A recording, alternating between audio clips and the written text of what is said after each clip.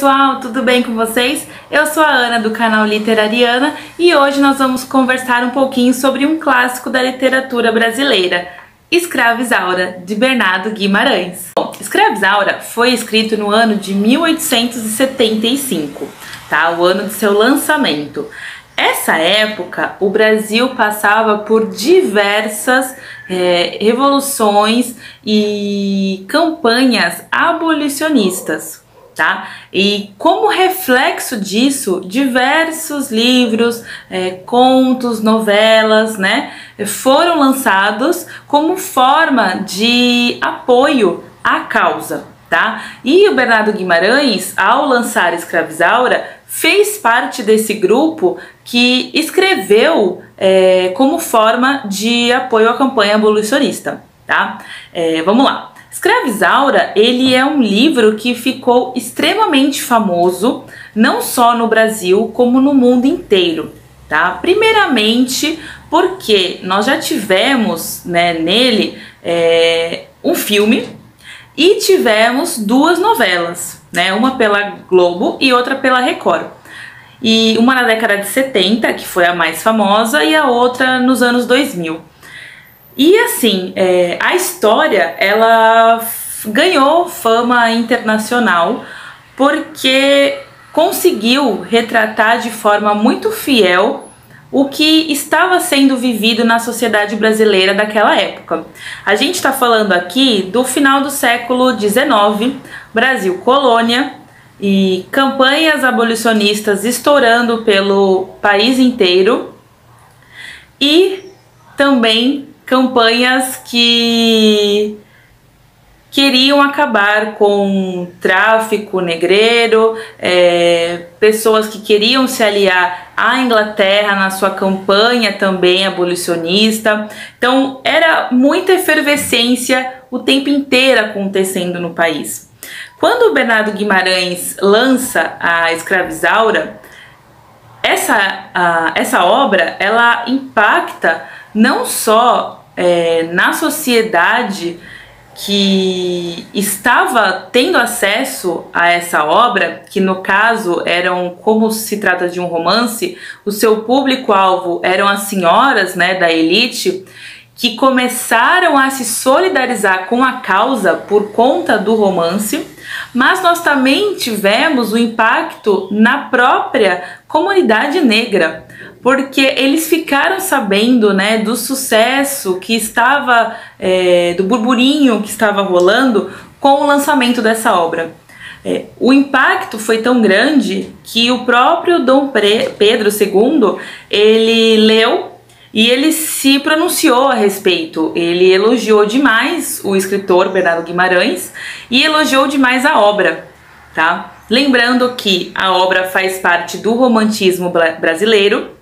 Então, em diversos momentos, nós vamos ter a história sendo bem literal, relembrando o que é o romantismo, né? A gente tem a descrição extremamente detalhada de cenários, de personagens e da própria história em si, o que remete bastante ao romantismo, tá? E o que fala, né, a história em si? A Escrava Isaura, antes de mais nada, ela era uma escrava branca. Muitos associam, inclusive, o nome que o Bernardo Guimarães escolheu, Escrava Isaura, como remetendo a ideia, né, ao som de escrava alva, que seria escrava branca, tá? E ela, na verdade, ela é fruto do relacionamento entre uma escrava e um capataz branco, né, português.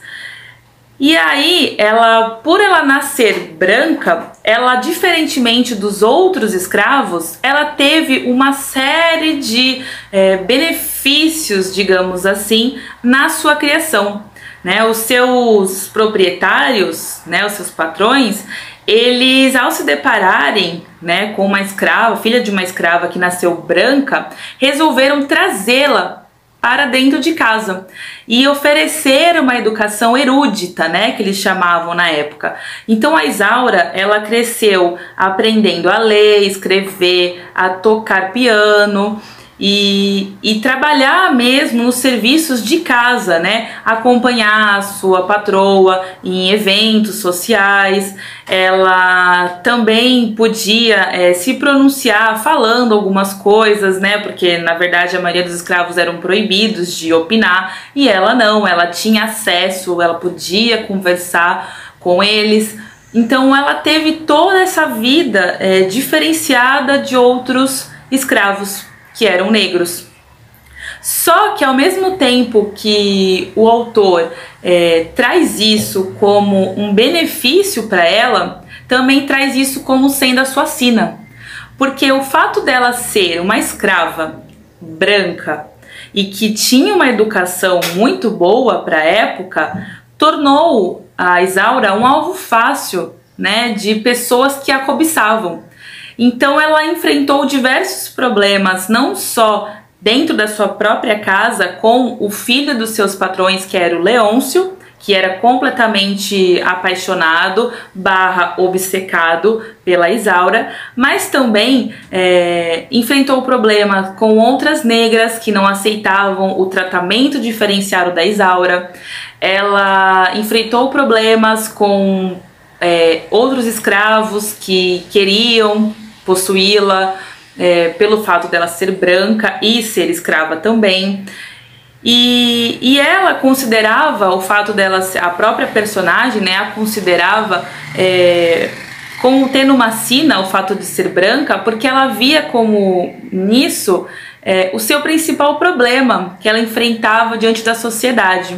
Porque ao mesmo tempo que ela às vezes era levada mais a sério, né, do que os outros escravos pelo fato de ser branca, quando as pessoas descobriam que era ela escrava, porque ela ia nas festas e bailes da época e inclusive era convidada para tocar piano nessas festas, e as pessoas vinham até ela conversar de igual para igual. Mas quando essas pessoas descobriam que ela era escrava, passavam a tratá-la de forma diferente, a ignorá-la, né? Então ela sentia que a cor da sua pele não era um benefício como os outros enxergavam. Ela considerava isso a sua sina, a sua derradeira, né? E aí a história se passa mostrando, na verdade, diversos diálogos abolicionistas e personagens que são abolicionistas e que tratam essa questão, vem muito à tona isso no livro, e também a questão da própria Isaura, que se vê em situações onde ela tem que viver fugida, escondida, ela tem que fugir da fazenda onde vive com o pai para outra cidade para poder fugir do Leôncio, que quer tê-la a qualquer custo, mesmo já sendo casado, mesmo os pais dele tendo pedido para ela ganhar a sua alforria, ele não lhe concede. Então ela foge para outra cidade onde ela não conhece ninguém, e lá ela vai conhecer o Álvaro, que é abolicionista, né?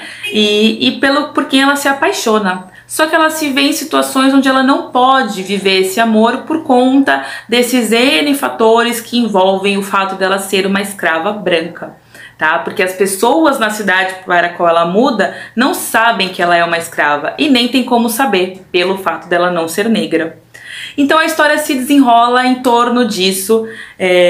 Para mim, Escravizaura foi uma surpresa, porque a gente tem aquela ideia de livros da literatura brasileira que tem histórias, né, que o pessoal chama de maçantes, mas eu não diria maçante. Elas têm um linguajar, um português muito arcaico, e isso dificulta muitas vezes a compreensão e o pessoal acaba desistindo da leitura e tudo mais.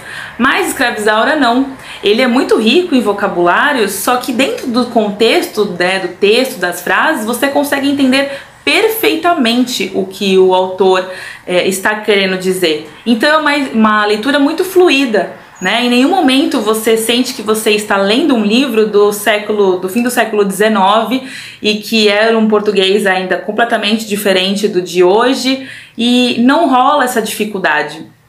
Então foi uma grata surpresa pra mim, eu gostei muito, gostei tanto da história que eu fui atrás da novela pra poder assisti um pedaço, ainda não terminei, mas assisti um pedaço, a história é muito boa e principalmente pelas questões que ela levanta e pelo fato de ter sido uma obra tão importante que fez com que a sociedade, né, a elite brasileira da época, começasse a enxergar com bons olhos a causa abolicionista.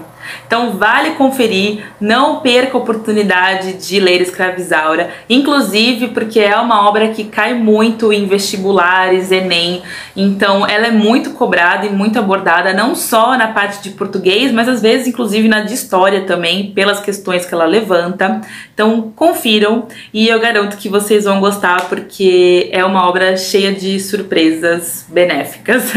Tá bom, gente? Um beijo a todos e até o próximo vídeo.